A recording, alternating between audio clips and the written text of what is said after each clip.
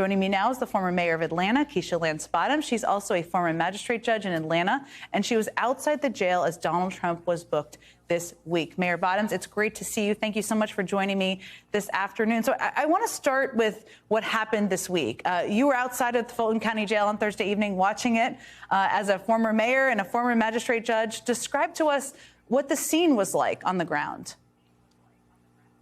Well, thank you for having me. It really was surreal, Jen. You're right. I used to work inside of that jail, signing warrants, presiding over first appearance hearings. And to see the circus atmosphere obviously was something we don't normally see outside of the Fulton County Jail.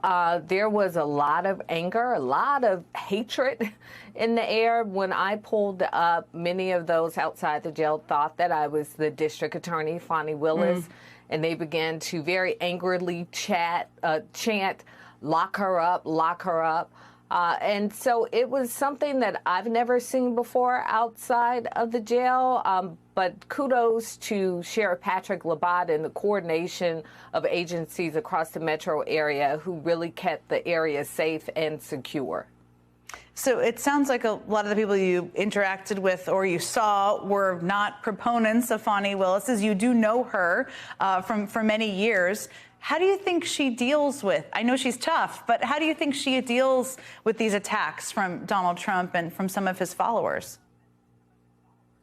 I describe Fani as fearless. Even when we were very young attorneys working in a community-based law firm, the Kendall Law Firm, even when we should have had fear, Fani was always a fearless attorney. And you have to remember, Fani is not new to this. Fani began her career working in a small law firm, as I mentioned. She has worked as a solicitor. She's worked as a judge.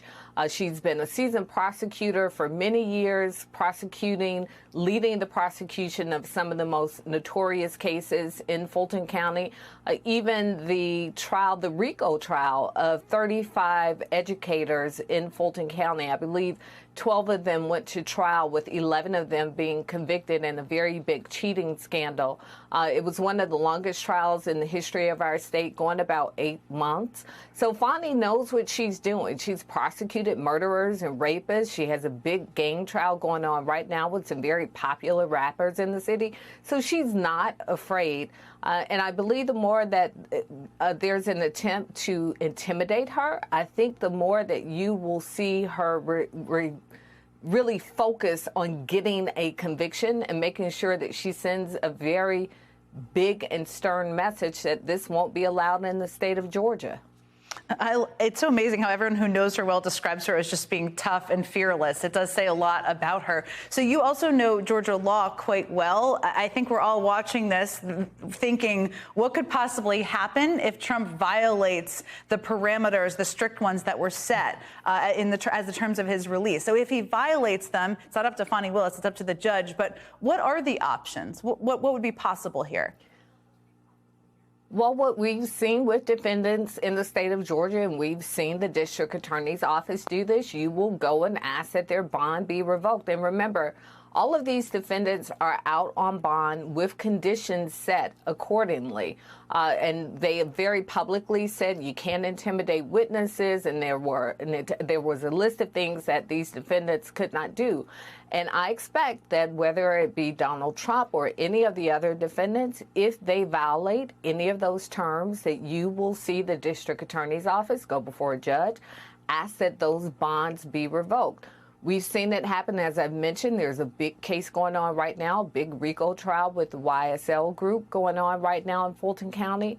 We've seen the district attorney ask for some of those bonds to be revoked, and they have made it very clear that they will not treat these defendants any differently. And so I think that it would be at their own risk of freedom to test the limits of the district attorney in this case. We have a judge who's new to the bench, so we don't have a lot of background on how he operates and what his tendencies are. But I do expect that Fani Willis in her office will be very aggressive. So we don't know what the judge will do. Of course, we rarely would, but it's feasible that Trump or others who violate these terms could be thrown in jail. Yeah, absolutely. And you have to remember, even this judge, even though the law says that these defendants should be booked and mugshots should be taken, this judge had the authority to even waive that happening, as I understand it, that he, the judge has the opportunity to issue an order and to waive certain conditions, and this judge has not done that. So I don't expect that they will be treated any differently, just as they've not been treated differently during this entire process. So you've also said, which stuck out to me, that you wouldn't be surprised if Trump's new lawyer, who has a new legal team, Steve Sadow, tries to negotiate a plea. Why do you think that, and what do you think that might look like?